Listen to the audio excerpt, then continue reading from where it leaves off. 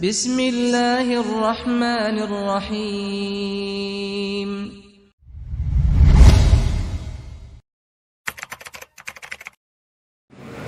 Bismillahirrahmanirrahim. Assalamualaikum warahmatullahi wabarakatuh. Innal hamdalillah nahmaduhu wa nasta'inuhu wa nastaghfiruh wa na'udzu billahi min shururi anfusina wa min sayyiati a'malina. May yahdihillahu fala mudilla lahu wa may yudlilhu fala hadiyalah. Asyhadu an la ilaha illallah wahdahu la syarika lah wa asyhadu anna Muhammadan abduhu wa rasuluh. Ya ayyuhalladzina amanu taqullaha haqqa tuqatih wa la tamutunna illa wa antum muslimun.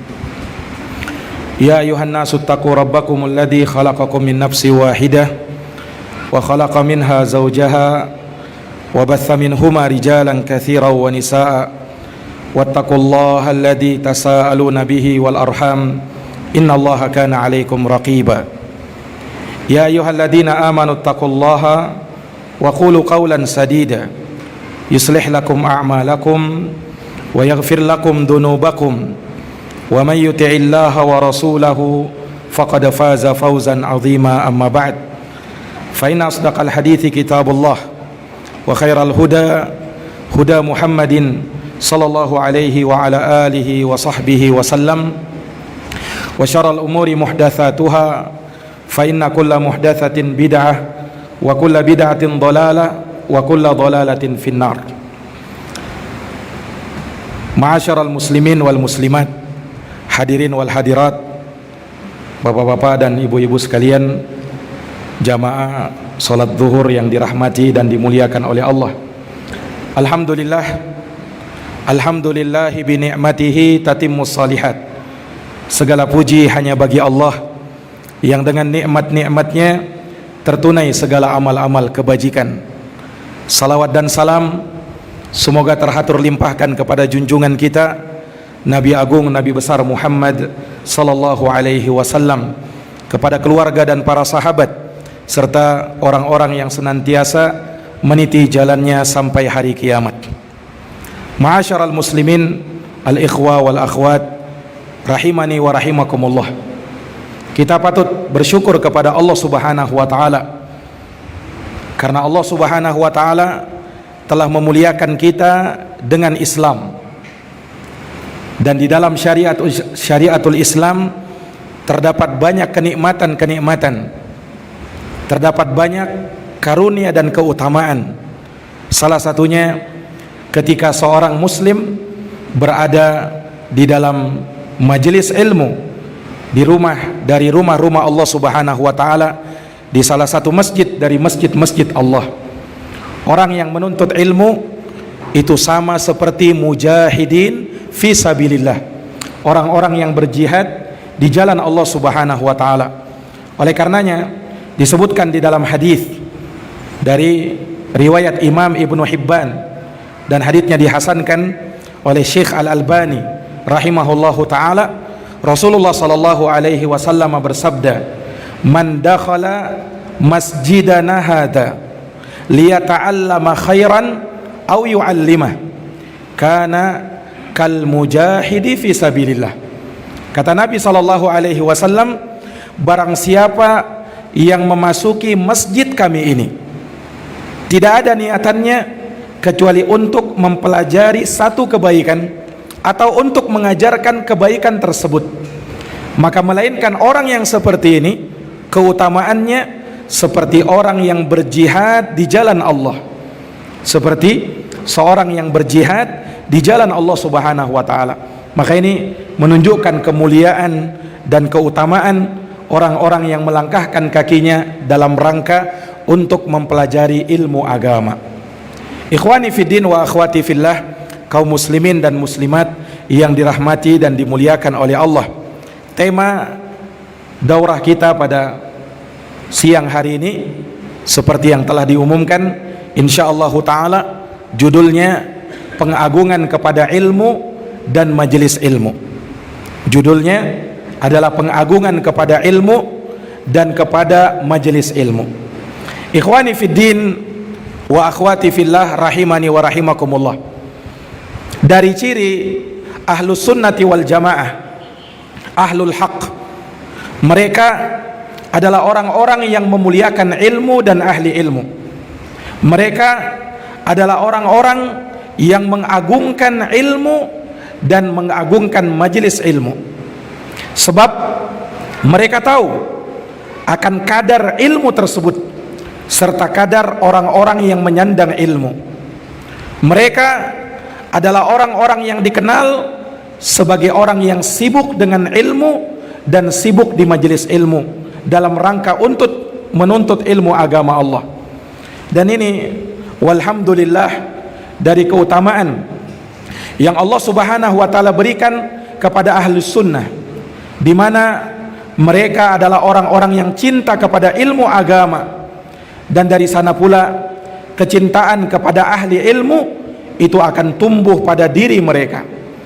Maka kita akan melihat ahlus sunnati wal jamaah di berbagai tempat, mereka adalah orang-orang yang sibuk dengan ilmu dan majelis ilmu. Ini dari perkara yang patut untuk kita syukuri. Dimanapun kita berada, kita akan melihat ahlus sunnah adalah orang yang paling bersemangat di dalam ilmu. Nah, dan kalau kita melihat generasi salafun as-salih, orang-orang terdahulu yang saleh, mereka adalah orang-orang yang dimuliakan oleh Allah Subhanahu wa taala dengan ilmu. Iya. Maka umat ini kalau menginginkan kemuliaan, maka ikuti jejak mereka. Ikuti langkah mereka. Sebagaimana diungkapkan oleh Imam Darul Hijrah, Imam Malik bin Anas rahimahullahu taala, beliau mengatakan, la yuslihu akhiru hadhil ummah illa bima saluha awwaluha.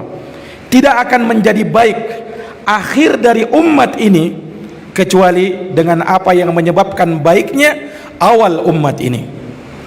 Awal umat ini menjadi baik dan mulia mereka disebabkan dengan ilmu. Maka akhir dari umat ini, kalau mereka menginginkan kemuliaan, maka hendaknya mereka sibuk dengan ilmu. Iya, maka muliakanlah ilmu. Niscaya ilmu akan memuliakan kita. Kata sebagian ulama, man la yukrimul ilma la yukrimuhul ilmu. Barang siapa yang tidak memuliakan ilmu, maka ilmu tidak akan memuliakan dirinya. Barang siapa yang tidak memuliakan ilmu, maka ilmu tidak akan pernah memuliakan dirinya. Iya, sebab ilmu adalah asas kemuliaan. Asas kemuliaan seorang hamba, baik di dunia maupun di akhirat. Kalau kita menginginkan kemuliaan, maka tidak ada jalan lain bagi kita kecuali dengan ilmu dan menuntut ilmu. Ikhwani fid din wa akhwati fillah, a'azani Allah wa iyyakum. Sungguh kita dapati di sana ada orang-orang yang menuntut ilmu dan mungkin sudah tahunan di dalam mempelajari ilmu, tetapi dia belum bisa mengambil banyak dari manfaat ilmu tersebut. Maka terkadang yang seperti ini, salah satu dari sebab terbesar karena kurangnya dia mengagungkan ilmu dan kurangnya dia mengagungkan majelis ilmu. Itu salah satu sebabnya. Iya, ilmu itu dimuliakan, majelis ilmu itu diagungkan. Maka orang yang mengagungkan ilmu dan orang yang mengagungkan majelis ilmu, maka Allah Subhanahu wa taala akan memberikan keagungan kepada dirinya dan dia akan mulia dengan ilmu tersebut. Iya, maka di sana ada kiat-kiat agar tumbuh dalam diri kita pengagungan kepada ilmu dan majelis ilmu. Maka ini hendaknya dicatat, hendaknya dijadikan pedoman di dalam kita menuntut ilmu. Apa kiat-kiat yang membuat kita bisa mengagungkan ilmu itu dan mengagungkan majelis ilmu, sehingga diharapkan di sana kita akan menjadi orang yang istiqamah di atas majelis ilmu, terus menerus berada di atas majelis ilmu dan tidak akan futur dalam majelis ilmu. Iya, hal yang pertama yang menjadi asas agar kita bisa mengagungkan ilmu dan majelis ilmu, yang pertama dan utama sekali adalah sucikan hati kita dengan cara mengikhlaskan niat di dalam ilmu. Sucikan hati kita dengan cara mengikhlaskan niat di dalam ilmu dan majelis ilmu. Iya, inilah cara yang pertama, dan ini cara yang utama untuk kita memuliakan dan mengagungkan ilmu dan majelis ilmu. Sucikan hati kita, para hadirin yang dirahmati oleh Allah, dari kotornya kemaksiatan. Sebab maksiat itu kegelapan, sementara ilmu adalah cahaya, dan cahaya serta kegelapan tidak akan mungkin berkumpul selama-lamanya. Iya, ilmu adalah cahaya yang Allah Subhanahu wa taala berikan kepada seorang hamba. Oleh karenanya, kata Imam Sahal bin Abdullah At-Tasturi rahimahullahu taala, beliau mengatakan, haramun ala qalbin ayyadkhulahun nur wa fihi syai'un mimma yakrahullahu azza wa jal. Kata Imam Abu Abdullah atau Sahal bin Abdullah At-Tasturi, haram atas setiap hati untuk dimasuki cahaya ilmu, sementara di dalamnya ada sesuatu dari maksiat yang dimurkai dan dibenci oleh Allah Azza wa Jalla. Tidak akan mungkin bertemu antara ilmu dengan maksiat, sebagaimana tidak akan mungkin ketemu antara cahaya dengan kegelapan. Imam Syafi'i rahimahullahu ta'ala pernah mengadukan kepada gurunya Al-Imam Waqi' ibnul Jarrah akan jeleknya hafalan beliau. Maka beliau pun mengadukan hal tersebut kepada gurunya Imam Waqi' ibnul Jarrah. Beliau ungkapkan hal tersebut dalam 2 bait syair. Syaqautu ila waqi'in su'a hifdhi fa arsyadani ila tarkil ma'asi wa qala bi anna al-ilma nurun wa nurullahi la yuhda li'asi. Kata Imam Syafi'i, aku mengadukan kepada guruku Waqi' akan jeleknya hafalanku.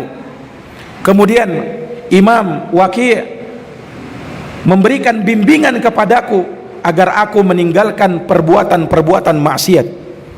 Kemudian guruku berkata, sesungguhnya ilmu itu adalah cahaya, dan cahaya Allah tidak mungkin diberikan kepada orang yang suka bermaksiat. Iya, maka boleh jadi ada suatu ilmu yang sulit bagi kita untuk memahaminya. Barangkali hati kita masih terlalu banyak maksiat di dalamnya, sehingga ilmu itu sulit untuk diserap oleh hati kita. Para hadirin wal hadirat yang dirahmati dan dimuliakan oleh Allah, maka sucikan hati kita dengan mengikhlaskan niat di dalam ilmu. Dan perlu dicatat, orang yang ikhlas di dalam menuntut ilmu manakala dia niatkan 4 perkara di dalam ilmu. Seseorang tidak dikatakan sebagai orang yang ikhlas di dalam menuntut ilmu kecuali manakala dia niatkan 4 perkara di dalam menuntut ilmu. Yang pertama, dia menuntut ilmu dalam rangka untuk mengangkat kejahilan dari dirinya. Niatkan hal tersebut. Kita menghadiri majelis ilmu untuk apa? Untuk mengangkat kejahilan dari diri kita. Iya, untuk mengangkat kejahilan dari diri kita. Itu yang pertama. Yang kedua, seseorang yang ikhlas di dalam menuntut ilmu manakala dia niatkan dalam rangka untuk mengangkat kejahilan dari orang lain dengan mengajarkan ilmu tersebut kepada orang lain. Iya. Maka jangan menjadi orang yang egois. Ilmu itu bukan hanya untuk diri sendiri, tapi ilmu itu butuh untuk disampaikan kepada orang lain. Ilmu itu butuh diajarkan kepada orang lain. Dan orang yang mengajarkan ilmu tidak harus dia berdiri di atas mimbar atau berbicara di hadapan khalayak ramai. Tetapi orang yang menyampaikan ilmu, terkadang ia menyampaikan kepada kawannya, ia berdua-duaan dengan temannya. Itu cukuplah sebagai orang yang menjadi dai yang menyampaikan ilmu agama.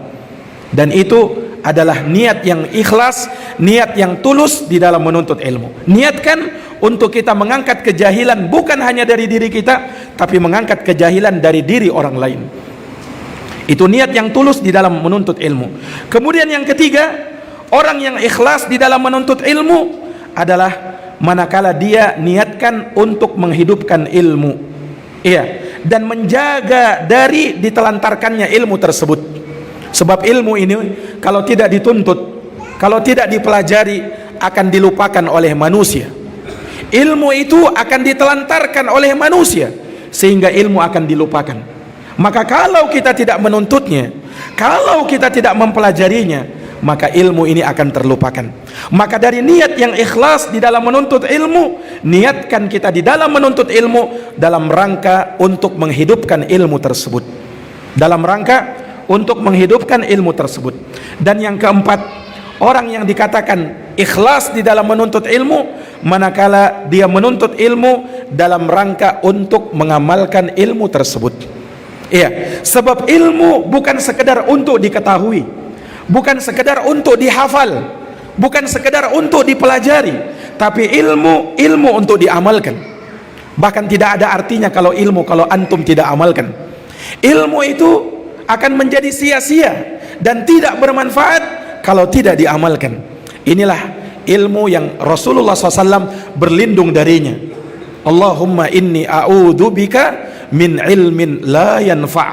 Ya Allah, aku minta perlindungan kepadamu dari ilmu yang tidak bermanfaat. Ilmu yang tidak bermanfaat itu ada dua. Kalau ilmu itu tidak diamalkan dan ilmu tersebut disembunyikan dari orang, tidak mau dia ajarkan, dan itu besar dosanya. Rasulullah pernah mengancam, man su'ila an ilmin fakatamahu aljamahullahu bilijamin minan nar yaumal qiyamah. Barang siapa yang ditanya tentang suatu ilmu lalu dia sembunyikan, maka Allah akan kekang dia dengan kekang dari api neraka pada hari kiamat nanti. Pada hari kiamat nanti. Maka ini niat yang ikhlas di dalam menuntut ilmu. Hafalkan baik-baik. Kita ikhlas di dalam menuntut ilmu dalam rangka mengangkat kejahilan dari diri kita, kemudian dalam rangka mengangkat kejahilan dari orang lain, kemudian dalam rangka untuk menghidupkan ilmu tersebut, dan dalam rangka untuk mengamalkan ilmu tersebut. Niatkan hal tersebut, maka kita telah dikatakan tulus dan ikhlas di dalam menuntut ilmu. Nah, dan ikhlas inilah yang akan melanggengkan kita di dalam menuntut ilmu. Seseorang tidaklah awalnya dia menuntut ilmu, kemudian setelahnya dia tidak lagi menuntut ilmu, kecuali di dalam dirinya ada sesuatu dari niat-niat yang tidak benar di dalam menuntut ilmu. Andaikan niat kamu ikhlas, andaikan niat kamu tulus, pasti kamu langgeng di dalam menuntut ilmu. Pasti kamu akan terus menerus di dalam mempelajari agama, tidak akan pernah bosan, karena ilmu itu tidak membosankan. Kalau ada orang yang mengatakan saya sudah bosan menuntut ilmu, berarti niat kamu belum benar, niat kamu belum tulus di dalam belajar ilmu. Nah, makanya pernah disebutkan suatu hikmah di masa Imam Malik rahimahullah, Imam Darul Hijrah. Beliau mengarang kitab yang berjudul Al-Muwatta, dikenal dengan Muwatta Imam Malik rahimahullahu ta'ala. Di masa beliau juga ada ulama-ulama yang mengarang kitab Al-Muwatta. Bahkan Imam Ibnu Abi Dhi'ib itu mengarang kitab judulnya Al-Muwatta, yang lebih tebal 2 kali lipat dari Muwatta'nya Imam Malik. Maka Imam Malik ditanya, wahai Imam, mengapa engkau mengarang kitab Al-Muwatta lagi? Banyak ulama yang mengarang kitab Al-Muwatta. Bahkan Imam Ibnu Abi Dhi'ib mengarang kitab Muwatta 2 kali lebih tebal dari karangan kitab yang kau karang. Apa kata Imam Malik? Beliau mengatakan satu kalimat yang masyhur, maka lillahi fahuwa baq. Apa yang diperuntukkan karena Allah, itulah yang akan tinggal. Apa kata beliau? Apa yang diperuntukkan karena Allah, itulah yang akan tinggal, kata Imam Malik. Subhanallah, ucapan beliau ini terbukti kaum muslimin sampai pada hari ini tidak mengenal kitab Muwatta kecuali kitab Muwatta'nya Imam Malik. Sementara ulama yang mengarang kitab Muwatta di masa Imam Malik seakan-akan hilang. Nah, kita tidak kenal kitab Muwatta kecuali Muwatta'nya Imam Malik rahimahullahu ta'ala. Ini menunjukkan keikhlasan yang ada pada diri beliau. Tapi bukan artinya Imam Ibnu Abi Dhi'ib dan ulama yang lainnya tidak ikhlas. Bukan itu. Tetapi tingkatan keikhlasan itu berbeda-beda pada diri seseorang. Semakin ikhlas dia, maka akan semakin besar pengaruhnya di dalam dirinya. Nah, makanya masyhur dari ucapannya Imam Ahmad rahimahullahu taala. Imam Ahmad pernah mengatakan, al ilmu la ya'diluhu syai' liman sahhat niyatuh.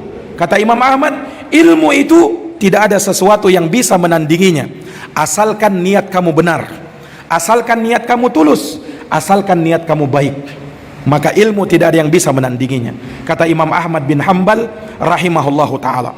Maka dari kiat kita bisa mengagungkan ilmu dan majelis ilmu, hal yang pertama dan utama, tuluskan niat, ikhlaskan niat kita di dalam menuntut ilmu. Kemudian yang kedua, dari kiat agar kita bisa mengagungkan ilmu dan majelis ilmu, perhatian penuh dan fokus di dalam menuntut ilmu. Ini para jamaah yang dirahmati dan dimuliakan oleh Allah, fokus di dalam menuntut ilmu, terutama ilmu Quran dan hadis Nabi SAW. Kerahkan semangat kita di sana. Penting bagi kita untuk fokus di dalam menuntut ilmu. Fokus itu apa? Perhatian di dalam majelis ilmu.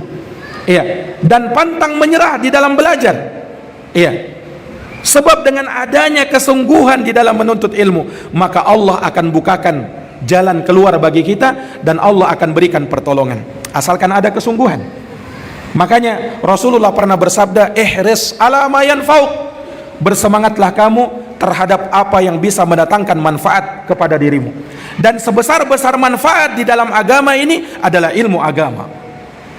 Kemudian kata Nabi, wasta'in billah, minta pertolongan kepada Allah, wala ta'jas, jangan pernah pantang menyerah, jangan pernah merasa bosan, jangan pernah merasa lemah di dalam mempelajari ilmu. Nah, ini para jamaah yang dirahmati dan dimuliakan oleh Allah, seseorang kalau sungguh-sungguh pasti akan dibukakan suatu hari kepada dirinya ilmu agama.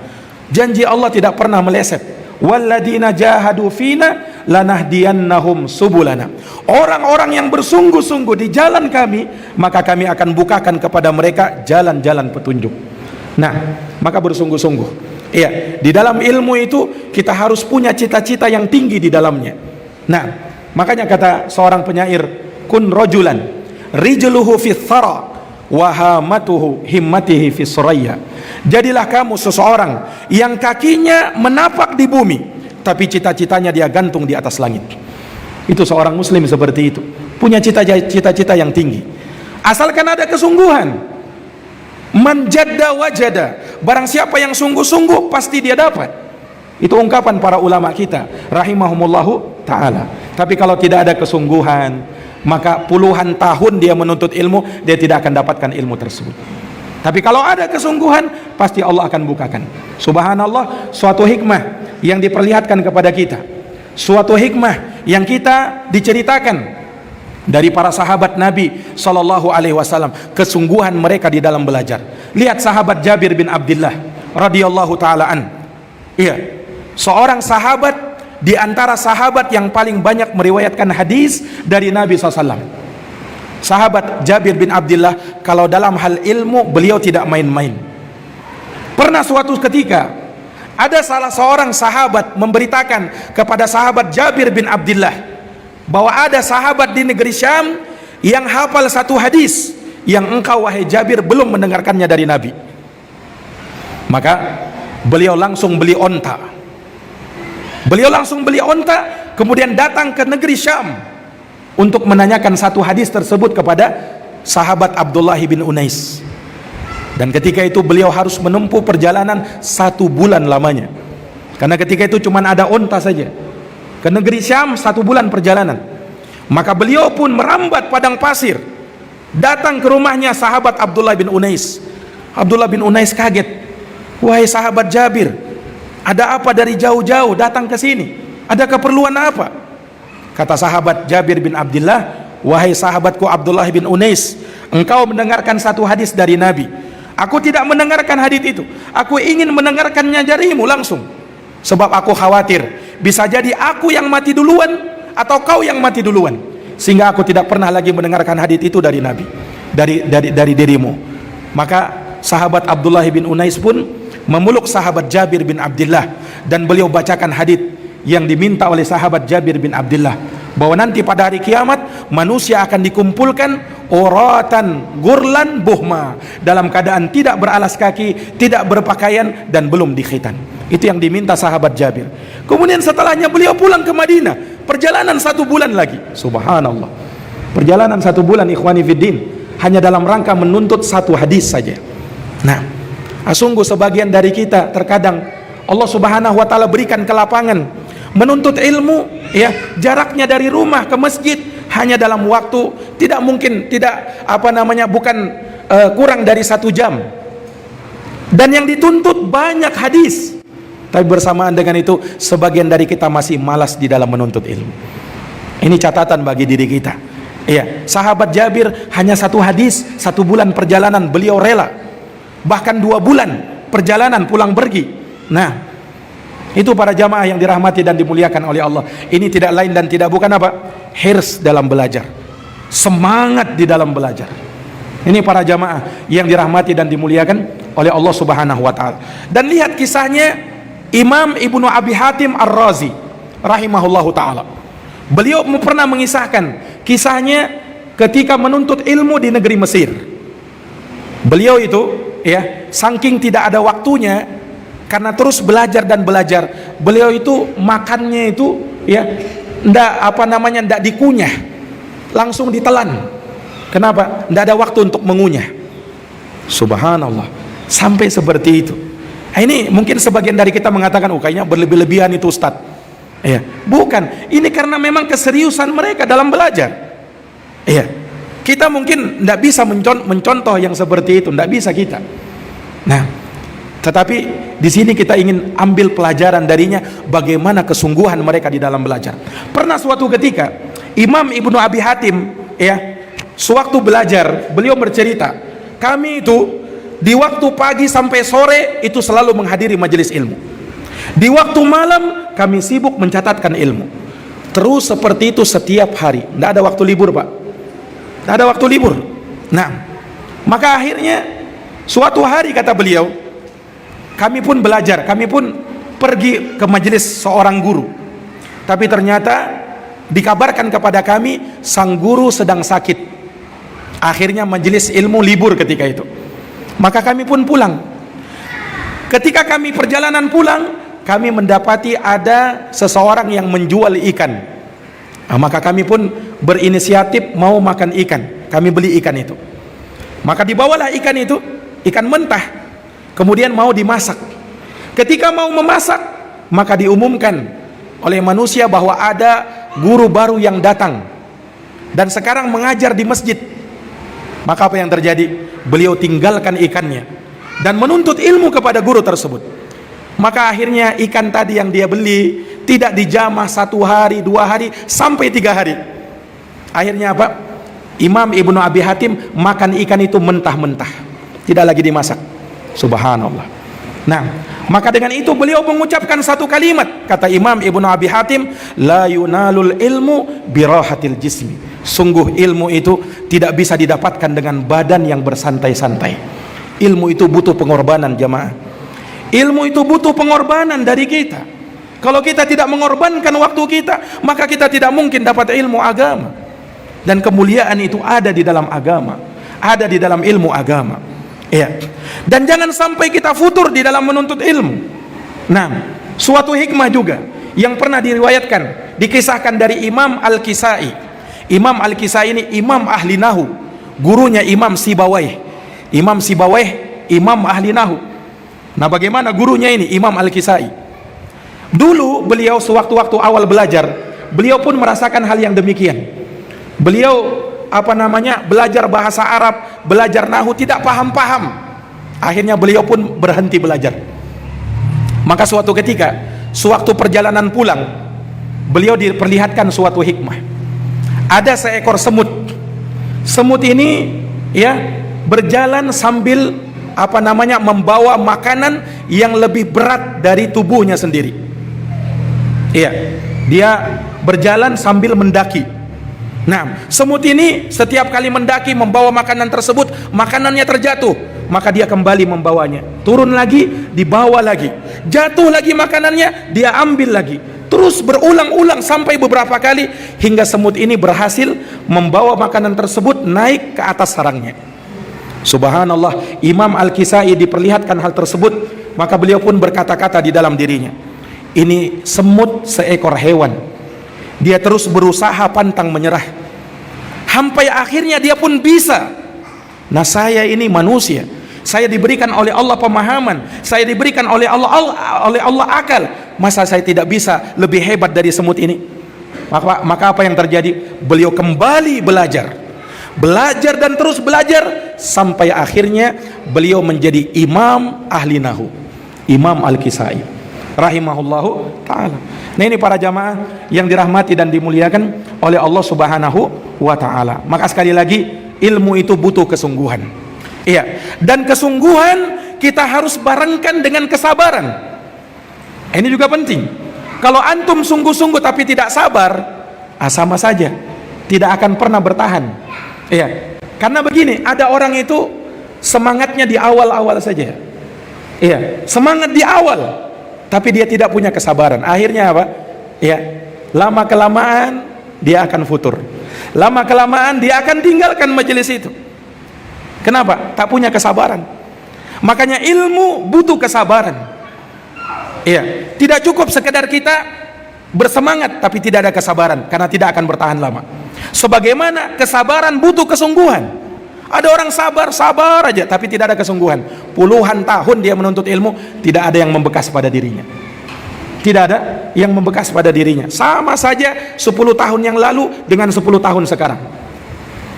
Ini para jamaah yang dirahmati dan dimuliakan oleh Allah subhanahu wa ta'ala. Maka ilmu itu sekali lagi butuh kesabaran. Ya.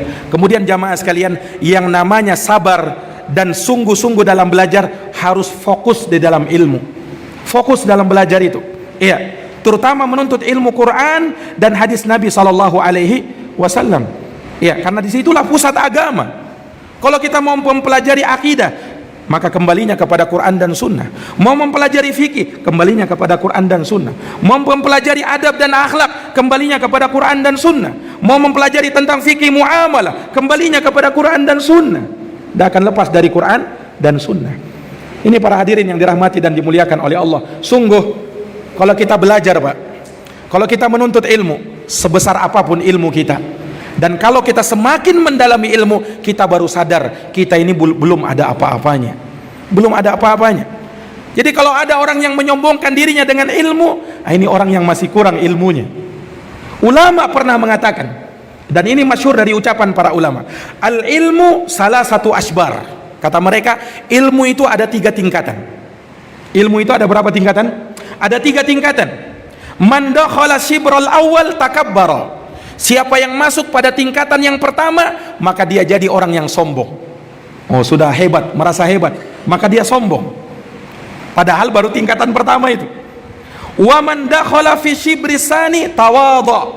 Kalau dia sudah masuk tingkatan ilmu yang kedua, maka dia akan menjadi orang yang tawadu, rendah hati. Itu ilmu. Wa man dakhala fi shibris salis alima annahu la ya'lamu syai'a. Dan kalau dia sudah masuk tingkatan yang ketiga, baru dia sadar dia belum tahu apa-apa. Hakikatnya dia belum tahu apa-apa. Ini para hadirin yang dirahmati dan dimuliakan oleh Allah Subhanahu wa taala. Maka ilmu itu banyak. Maka orang yang cerdas, dia ambil ilmu yang paling bermanfaat bagi dirinya. Apa ilmu yang paling bermanfaat? Fokuskan terhadap ilmu Quran dan hadis Nabi sallallahu alaihi wasallam. Apalagi kalau kita mau lihat umur kita, Pak, tidak sebanding dengan banyaknya ilmu itu. Kalau kita mau menuntut ilmu ratusan tahun bahkan ribuan tahun, tidak akan selesai ilmu itu, karena saking banyaknya. Makanya kata imam atau kata sahabat Salman Al-Farisi, beliau pernah mengatakan, al ilmu kathir wal umru qasir fakhud ma yanfa'uka fi dinik. Kata imam, kata sahabat Salman Al-Farisi, al ilmu kathir, ilmu itu terlalu banyak, wal umru qasir, sementara umur kita pendek. Berapa umur kita ini? 60 sampai 70 tahun saja kata Nabi. Sedikit yang melampaui itu. Nah, maka kalau begitu, fakhud ma yanfa'uka fi dinik, ambil yang paling bermanfaat di dalam agamamu.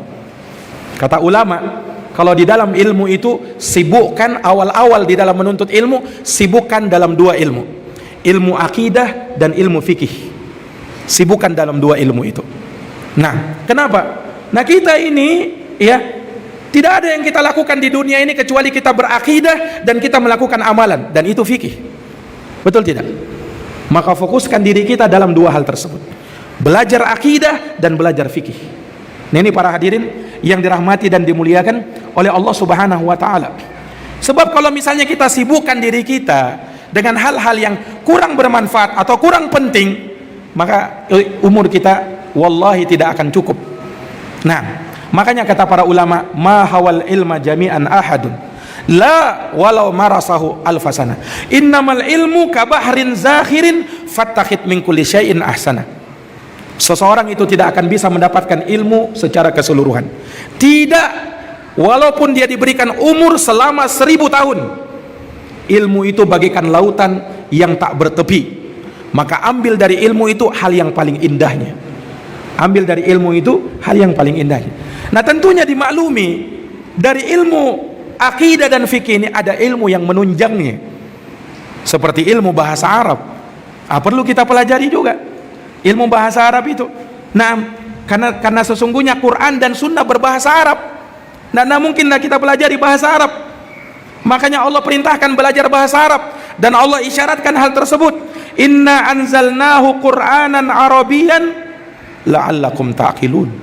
Allah turunkan Quran itu bahasa Arab, berbahasa Arab, supaya kalian bisa paham. Bagaimana caranya kita paham kalau belum kita pelajari? Makanya kata Imam Syafi'i, mempelajari bahasa Arab itu dari kemestian seorang muslim, harus dia pelajari. Kata Imam Syafi'i, fa'ala kulli muslim ayyata'allama min lisanil Arab ma balaghahu juhdahu. Nah, ini kata Imam Syafi'i, bukan kata saya. Kata Imam Syafi'i, wajib atas setiap muslim belajar bahasa Arab. Apa? Wajib bagi setiap muslim belajar bahasa Arab sesuai dengan kemampuannya. Sesuai dengan kemampuannya belajar bahasa Arab. Ya, tidak ada yang mustahil. Ustadz, saya ini sudah tua, Ustadz. Ya, para sahabat itu, Pak, menuntut ilmu sudah tua umurnya, bukan masih muda-muda mereka. Nah, belajar bahasa Arab. Ya, karena bagaimana caranya kita paham ilmu itu kalau kita tidak belajar bahasa Arab? Kata ulama, bahasa Arab itu kunci dari semua ilmu. Antum paham bahasa Arab, antum bisa ilmu semuanya, insyaallah taala. Nah, kuncinya di bahasa Arab. Ya, makanya kata Syekhul Islam, al-lisanul arabi syiarul Islam wa ahlihi. Bahasa Arab itu adalah syiar Islam dan syiarnya kaum muslimin. Maka pelajar bahasa Arab. Ya, ta'allamul arabiyyah fa innaha juz'un min dinikum. Kata sahabat Umar bin Khattab, belajar bahasa Arab karena bahasa Arab itu bagian dari agama kalian. Nah, dari ilmu bahasa Arab yang paling penting ilmu nahwu dan ilmu sharaf. Makanya kata ulama, man tabahhara fin nahwi ihtada ila kulli ulumin. Barang siapa yang mendalam dalam ilmu nahwu, maka dia akan diberikan petunjuk dalam setiap cabang-cabang ilmu yang sangat banyak. Ini para jamaah yang dirahmati dan dimuliakan oleh Allah. Maka kiat yang kedua agar kita bisa mengagungkan ilmu dan majelis ilmu adalah perhatian penuh, fokus di dalam menuntut ilmu. Dan itu tidak akan bisa kita gapai kecuali dengan bersungguh-sungguh dan bersabar di dalam menuntut ilmu. Nah, kemudian utamakan yang terpenting dan yang terpenting setelahnya, terutama ilmu akidah dan ilmu fikih. Kemudian pelajari ilmu yang menunjang hal tersebut, yaitu ilmu bahasa Arab. Para jamaah yang dirahmati dan dimuliakan oleh Allah Subhanahu wa taala. Kemudian yang ketiga, dari kiat agar kita bisa mengagungkan ilmu dan majelis ilmu. Yang ketiga adalah ambillah ilmu tersebut dari mereka yang layak diambil ilmu darinya. Apa yang ketiga? Ambillah ilmu tersebut dari orang yang layak untuk kita ambil ilmu darinya. Para ulama mengatakan seseorang itu layak darinya diambil ilmu kalau terpenuhi darinya 4 syarat. Jadi kalau melihat ada guru yang mengajarkan ilmu, lihat 4 ini. Kalau ada 4 ini ada pada dirinya, maka ambil ilmu itu darinya. Tapi kalau tidak ada salah satunya, maka jangan ambil ilmu darinya. Maka ini penting, kita harus selektif di dalam menuntut ilmu. siapa guru yang kita ambil itu. Yang pertama, salamatul i'tiqad. Orang yang kau ambil ilmu darinya, orang yang akidahnya selamat, punya akidah yang lurus. Jangan sampai dia punya akidah yang menyimpang. Nah, itu tidak layak untuk kita ambil ilmu darinya. Kemudian yang kedua, sadadul manhaj. Manhajnya harus lurus. Bukan manhaj manhaj pramuka, bukan. Di sana senang, di sini senang, di mana-mana hatiku senang, bukan seperti itu. Tapi dia punya prinsip, dia punya manhaj yang lurus di atas Quran dan sunnah dengan pemahaman salafun salih. Itulah manhaj. Kemudian yang ketiga, dari ciri orang yang kita bisa ambil ilmu darinya, dia adalah orang yang suka mengajarkan ilmu kepada orang lain, suka memberikan nasihat kepada orang lain. Nah, ini syarat yang ketiga. Dan syarat yang keempat, dia punya keahlian, dia mumpuni dalam ilmu yang dia ajarkan. Nah, kalau terkumpul pada diri seseorang 4 syarat ini, maka ambil ilmu darinya. Ambil ilmu darinya. Ini para jamaah yang dirahmati dan dimuliakan oleh Allah Subhanahu wa taala. Iya. Maka kita perlu selektif dalam menuntut ilmu. Kita perlu apa? Pilih-pilih dalam belajar itu kepada siapa. Maka jangan sampai kita termakan syubhat. Ada sebagian orang bilang begini, ya kita itu belajar ambil baiknya saja, yang buruknya kita buang. Ini ucapan seakan-akan bijak kan? Seakan-akan bijak, Masya Allah. Oh betul juga Ustadz, yang baiknya kita ambil, yang buruknya kita buang. Padahal ini adalah perkara yang sangat menyimpang. Nah, kenapa? Yang seperti itu bukan tarafnya kita. Tarafnya kita belajar. Kita belum bisa membedakan mana yang baik, mana yang buruk, mana yang sahih, mana yang dhaif. Kalau ulama, baru boleh seperti itu. Ambil baiknya, buang buruknya. Tapi baru penuntut ilmu awal, ya, bisa jadi dia belajar sama orang liberal. Orang liberal jangan kira tidak mengeluarkan ayat dan hadis, Pak. Dia keluarkan ayat dan hadis juga itu. Orang Syiah Rafidhah jangan dikira tidak punya dalil. Mereka juga punya dalil. Nah, kemudian kalau kita kurang-kurang ilmu, baik juga, kenapa? Quran juga keluar, hadis juga yang dikeluarkannya. Memang betul ayat yang dia keluarkan, memang betul hadis yang dia bacakan, tapi ayat dan hadis sudah dia pelintir sesuai dengan hawa nafsunya. Nah, ini yang harus kita waspada. Para jamaah yang dirahmati dan dimuliakan oleh Allah Subhanahu wa taala. Maka orang itu, ya, tidaklah kita katakan benar kalau hanya sekedar berdalil. Semua orang itu berdalil, Pak. Ya, tetapi lihat pemahamannya dia. Apakah dia pahami Quran dan hadis, dalil-dalil itu sesuai dengan pemahaman salafus saleh ataukah tidak? Nah, ini para jamaah yang dirahmati dan dimuliakan oleh Allah Subhanahu wa taala. Ya, maka kita perlu selektif dalam belajar. Hati-hati di dalam belajar. Nabi pernah bersabda, "Inna min asyratis sa'ah ayyul tamasul ilmu indal asaghir."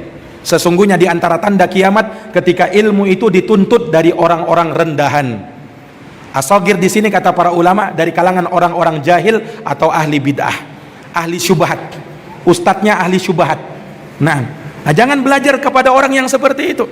Ya, kenapa? Kita tidak akan mendapatkan ilmu, yang kita dapat cuman syubhat. Yang kita dapat cuman apa? Cuman syubhat. Nah, ini para jamaah yang dirahmati dan dimuliakan oleh Allah Subhanahu wa taala. Nah, kalau kita sudah dapat seseorang yang memang ahlinya, yang memang orang yang dikatakan ahli ilmu, maka pegang dia kuat-kuat, muliakan dirinya. Karena salah satu bentuk mengagungkan ilmu, kita agungkan ahli ilmu. Karena Rasulullah pernah bersabda, "Laisa minna man lam yujilla kabirana wa yarham saghirana wa ya'rif li alimina haqqah." Bukan dari umatku, kata Nabi, orang yang tidak tahu, orang yang tidak mengetahui hak-hak orang yang berilmu. Nah, ini para jamaah yang dirahmati dan dimuliakan oleh Allah Subhanahu wa taala. Sampai kata para ulama, seseorang itu kalau belajar kepada seorang alim dan dia sudah mengambil faidah darinya, maka dia bagikan budak bagi si alim tersebut. Iya, kata para ulama, idza ta'allamal insanu minal alim wastafada minhul fawaid fahuwa lahu abdun. Kata para ulama, barang siapa yang sudah belajar kepada seorang alim dan mengambil faidah dari alim tersebut, maka dia bagaikan budak dari si alim tersebut. Dia bagaikan budaknya. Kenapa? Karena terlalu banyak jasa dan ilmu yang sudah kau dapatkan dari dia, maka muliakan dia.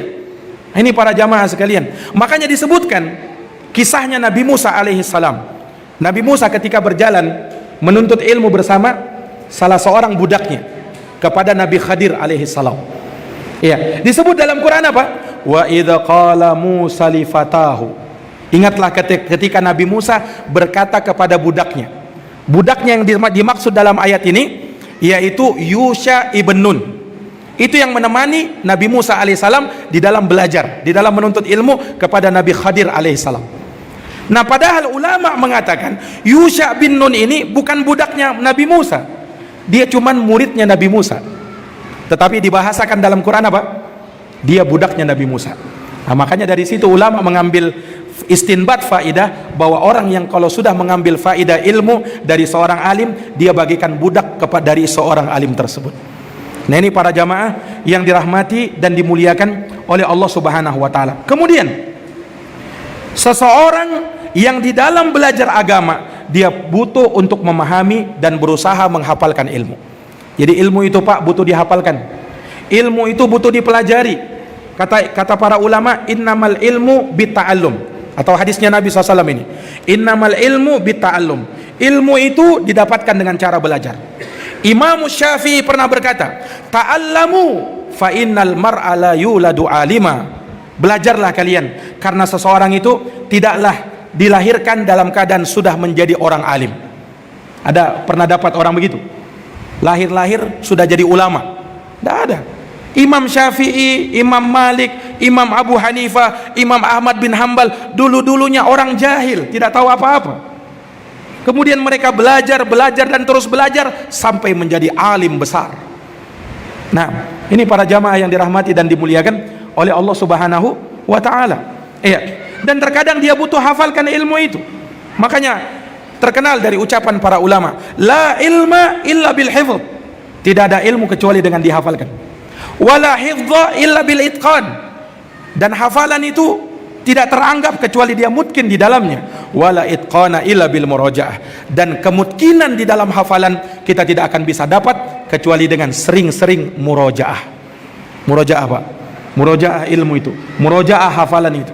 Iya, ini para jamaah yang dirahmati dan dimuliakan oleh Allah. Kemudian di dalam belajar, ya, di dalam belajar maka hendaknya kita ya bagaikan orang yang menaiki anak tangga.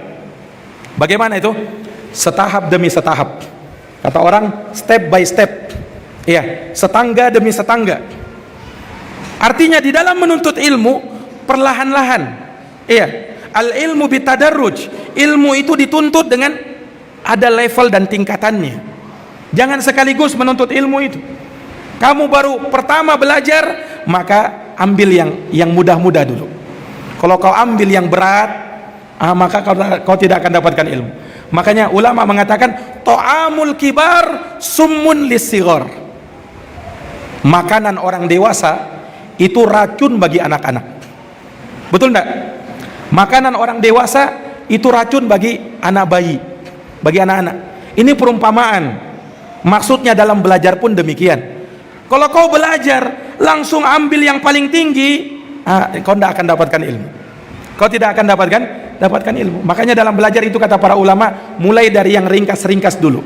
Hafalan juga demikian. Hafal, jangan langsung menghafal surat Al-Baqarah. Woi, berat itu Pak. Nah, hafal dulu yang ringkas-ringkas, juz 30 dulu. Dalam menghafal hadis, jangan langsung Sahih Bukhari.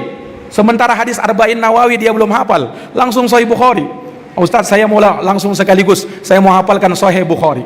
Nah, ini tidak akan dapatkan. Hadis hafal dulu Arba'in Nawawi dulu. Nah, itu yang paling ringkas itu. Hafal dulu Arba'in Nawawi. Kalau sudah hafal kau Arba'in Nawawi, ada tingkatannya. Hafalkan Umdatul Ahkam. Sudah hafal Umdatul Ahkam, hafalkan Bulughul Maram. Sudah hafal Bulughul Maram, hafalkan Riyadhus Shalihin. Sudah hafal Riyadhus Shalihin, hafalkan Sahih Muslim, Sahih Bukhari, kemudian Kutubul Arba'ah. Baru itu orang yang menuntut ilmu namanya. Nah, dalam belajar ilmu pun demikian. Jangan baru belajar minta pelajaran, Ustadz saya mau belajar kitab Fathul Bari Syarah Sahih Bukhari. Ini kitab tinggi itu. Nah, Ustadz saya mau belajar Majmu'ul Fatawa Syekhul Islam yang puluhan jilid itu. Atau mau belajar kitabnya Imam Syafi'i, kitab Nah, belum levelnya kita itu, Pak. Belum levelnya kita itu. Kalau levelnya, kalau mau belajar madhab Syafi'i, belajar dulu matannya Abi Syuja', belajar dulu Mukhtasarul Latif, baru belajar seperti itu. Dalam madhab Hambali, belajar dulu Akhsarul Mukhtasarat, belajar dulu Manhajus Salikin. Ya, jangan dulu ambil kitab Al-Mughni. Oh, itu kitab besar itu. Ya, belajar dulu Umdatul Fiqh. Nah, itu kitab-kitab pemula itu. Nah, ini para jamaah yang dirahmati dan dimuliakan oleh Allah Subhanahu wa taala. Maka ilmu itu perlu kita tuntut apa? Perlahan-lahan. Setahap demi setahap, pelan-pelan. Ya. Karena tergesa-gesa itu dari syaitan. At-ta'anni minallah wal ajalatu minasyaiton. Sifat apa namanya? Ta'anni, ya. Tenang, tidak terburu-buru, tidak tergesa-gesa, itu dari Allah. Sementara tergesa-gesa itu dari syaitan. Iya. Dan kata Imam Az-Zuhri, man ramal ilma jumlatan dhahaba anhu jumlatan. Barang siapa yang ingin ilmu itu sekaligus, maka akan hilang juga sekaligus. Kalau kau mau ilmu sekaligus, hilang juga sekaligus. Ilmu itu setahap demi setahap kita pelajari.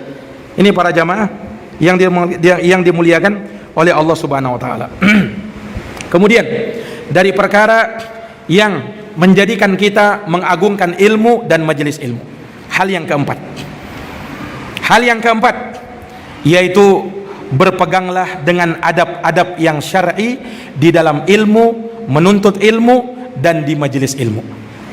Ya, kita harus beradab, Pak. Di dalam ilmu itu ada adabnya. Inilah yang akan memudahkan kita memahami ilmu agama. Ilmu itu akan sulit kita pahami kalau kita su'ul adab, jelek dalam beradab ketika menuntut ilmu. Nah, makanya kata Imam Sufyan atau Yusuf ibnul Husain, bil adabi tafhamul ilma. Dengan beradab kau akan paham ilmu agama. Makanya ulama itu belajar dulu adab, Pak, sebelum dia belajar ilmu. Ya, kata Makhlad ibnul Husain kepada Imam Ibnul Mubarak, nahnu ila qalilin minal adab ahwaju minna ila kathirin minal ilm. Kita itu lebih butuh kepada adab yang sedikit daripada ilmu yang banyak. Percuma, Pak, kalau ilmu kita banyak kalau kita tidak beradab. Kita perlu adab. Nah, sehingga dengan adab itu akan memunculkan berkah pada ilmu yang kita pelajari.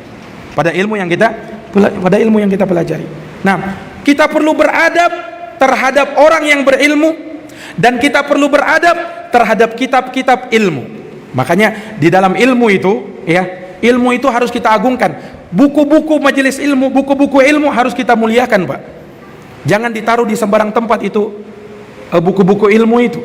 Ya, muliakan dia. Kalau berdebu, antum bersihkan debunya. Nah, kalau membawa kitab-kitab ilmu, usahakan dengan tangan kanan, jangan dengan tangan kiri. Itu dari memuliakan kitab-kitab ilmu. Subhanallah, ada satu pelajaran yang saya dapatkan sewaktu di Yaman. Sewaktu kita belajar dengan Syekh Muhammad Al-Imam hafizahullah ta'ala, kalau tidak salah pelajaran Sahih Bukhari ketika itu. Maka ya selesai belajar kita pulang, kita balik ke Sakan, ya. Maka ketika itu saya bawa kitab Sahih Al-Bukhari, tapi saya bawa dengan tangan kiri. Waktu itu saya bawa dengan tangan kiri. Qadarallahu wa masya fa'al. Ketika itu ada yang menegur saya dari belakang, orang Yaman. Dia bilang apa? Ya fulan, kau tidak memuliakan ilmu. Bawa ilmu itu dengan tangan kanan. Subhanallah, saya pun tersentak. Subhanallah. Nah, lama kita belajar, ternyata ini yang dari perkara adab yang kurang kita perhatikan. Dan ternyata yang menegur saya itu seorang syekh besar. Nah, nomor 2-nya di Ma'bar, Syekh Abdul Raqib Al-Ibbi. Biasanya Syekh Al-Imam rahimahullah ta'ala memanggil Syekh Abdul Raqib itu dengan Al-Allamah Abdul Raqib Al-Ibbi. Beliau yang menegur saya. Subhanallah, dari semenjak itu saya dapat pelajaran yang sangat berharga. Kalau membawa ilmu atau buku-buku ilmu, ya kita harus muliakan ini. Ya, kita harus apa? Kita harus muliakan ilmu-ilmu itu. Supaya apa? Supaya ilmu memuliakan kita. Tadi kita sebutkan di awal apa? Man la yukrimul ilma la yukrimuhul ilmu. Barang siapa yang tidak memuliakan ilmu, ilmu tidak akan memuliakan dirinya. Ilmu tidak akan memuliakan dirinya. Ini para hadirin yang dirahmati dan dimuliakan oleh Allah, perlu beradab di dalam majelis ilmu. Di dalam majelis ilmu jangan ngobrol. Di dalam majelis ilmu jangan sibuk dengan HP kita, jangan, tinggalkan dulu. Iya. Di dalam ilmu usahakan jangan sampai kita mengantuk. Jangan sampai kita apa? Mengantuk, Pak. Imam Ibnul Qayyim mengatakan, mengantuk saat majelis ilmu itu dari setan. Apa kata Ibnul Qayyim? Mengantuk saat majelis ilmu itu dari apa? Dari setan, Pak. Nah, hati-hati mengantuk ya. Nah, kalau misalnya antum rasa mengantuk, keluar berwudu. Nah, supaya tidak kita bisa fokus. Ketimbang bersama setan. Itu ucapannya Imam Ibnul Qayyim. Mengantuk saat majelis ilmu itu dari setan, kata beliau. Dan memang betul. Hebatnya itu setelah selesai majelis ilmu mata kita langsung terang, tidak ngantuk lagi. Betul tidak? Pas di majelis ilmu ngantuk, nah, itu menunjukkan memang dari setan memang. Nah ini para hadirin yang dirahmati dan dimuliakan oleh Allah Subhanahu wa ta'ala. Maka sekali lagi kita perlu muliakan majelis ilmu. Dan yang terakhir, yang kelima para hadirin yang dimuliakan oleh Allah, untuk kita mengagungkan ilmu dan majelis ilmu, maka muliakanlah majelis-majelis ilmu agama. Iya. Bagaimana caranya memuliakan majelis ilmu? Hadiri majelis ilmu itu. Iya. Hadiri majelis ilmu itu. Nah, kata para ulama, disebutkan dari Sahal bin Abdillah At-Tasturi rahimahullah, beliau mengatakan, man arada ayyandura ila majalisil anbiya falyandur ila majalisil ulama. Barang siapa yang ingin melihat kepada majelisnya para nabi, lihat majelisnya para ulama. Hadir di majelis-majelis ilmu. Nah, majelis ilmu kata Nabi, raudatun min riyadil jannah. Dia adalah taman dari taman-taman surga. Iya. Taman surga, Nabi sebutkan kayak taman surga. Pak, tentunya kan kita orang itu tertarik dengan taman, betul tidak? Makanya orang sering datang ke taman, ya kan? Ada taman di Timika ini. Taman ada ya. Nah, taman-tamannya hancur ya, rusak ya. Artinya orang itu suka datang ke taman, ya kan? Nabi SAW menyebutkan majelis ilmu itu bagaikan taman, tapi bukan sembarang taman, Pak. Taman surga, raudatun min riyadil jannah. Kata Nabi SAW, idza marartum bi riyadil jannah farta'u. Apabila kalian melewati taman-taman surga, maka mampirlah untuk bersenang-senang di situ, kata Nabi. Apabila kalian melewati taman-taman surga, mampir bersenang-senang di situ, kata Nabi. Sahabat tanya, ya Rasulullah, wa ma riyadul jannah? Ya Rasulullah, apa itu taman-taman surga yang ada di dunia ini? Kata Nabi, hilakudz dzikr, majelis-majelis ilmu. Itulah taman-taman surga, para hadirin yang dirahmati dan dimuliakan oleh Allah. Dan orang yang duduk di majelis ilmu, teman duduknya tidak akan merugi. Kata Nabi SAW dalam hadis riwayat Bukhari dan Muslim, humul julasa la yasqa bihim jalisuhum. Mereka adalah orang-orang yang teman duduk mereka tidak akan binasa, tidak akan merugi dengan sebab mereka. Teman-teman duduknya saya tidak merugi. Artinya begini, Pak, kita itu sekedar duduk saja di majelis ilmu sudah dapat keutamaan yang besar. Duduknya saja, walaupun misalnya kita duduk tidak paham ilmu yang disampaikan ustaz, kau duduk saja itu sudah keutamaan. Apalagi kalau kau paham. Apalagi kalau kau paham. Makanya jangan pernah, Ustaz, saya percuma Ustaz saya menghadiri majelis ilmu, tidak paham Ustaz. Kau duduk saja itu sudah keutamaan, Pak. Nah, itu sudah keutamaan, apalagi kalau kau paham tentu saja. Nah, ini para jamaah yang dirahmati dan dimuliakan oleh Allah Subhanahu wa taala. Dan Nabi pernah bersabda, majtama'a qaumun fi baitin min buyutillah yatsluna kitaballah wa yatadarasunahu fima bainahum illa nazalat alaihimus sakinah wa ghasyiyatuhumur rahmah wa haffathumul malaikah wa dzakarahumullahu taala fi man indah. Tidaklah berkumpul suatu kaum di salah satu rumah dari rumah-rumah Allah, mereka mengajarkan kitabullah dan saling memberikan pengajaran antara satu dengan yang lainnya, melainkan Allah akan turunkan sakinah, ketenangan. Makanya orang yang paling tenang itu hidupnya orang yang suka di majelis ilmu, paling tenang hidupnya itu. Nah, dan kalau mau ketenangan, hadiri majelis ilmu. Itu orang yang paling tenang hidupnya, Pak. Nah, nazalat alaihimus sakinah, akan turun kepadanya sakinah, ketenangan. Wa ghasyiyatuhumur rahmah, rahmat akan senantiasa meliputi mereka. Rahmat Allah itu ada 100 rahmat. Allah turunkan di dunia cuma satu rahmat, dan Allah punya 99 rahmat yang Allah berikan tidak kepada mereka kecuali kepada mereka yang akan diwariskan oleh Allah Subhanahu wa taala surganya. Merekalah orang yang suka menuntut ilmu dan mengamalkan ilmunya. Wa haffathumul malaikah, malaikat akan mengiringi majelis mereka. Malaikat itu Pak, suka dia dengan majelis ilmu. Ketika dia dapatkan majelis ilmu, maka dia akan panggil teman-temannya, kemudian dia akan naungi dengan sayap-sayapnya terus sampai ke atas langit, sebagaimana disebut dalam hadis yang sahih. Kemudian yang lebih besar daripada itu apa? Wa dzakarahumullahu taala fiman indah, nama kalian akan disebut di majelisnya Allah, majelisnya para malaikat.